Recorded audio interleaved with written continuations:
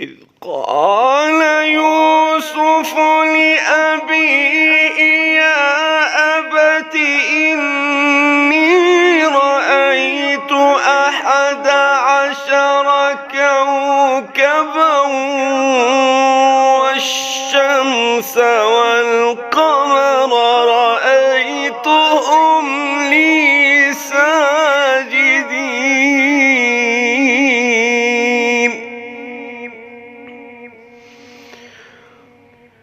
قال يا بني لا تقصص رؤياك على إخوتك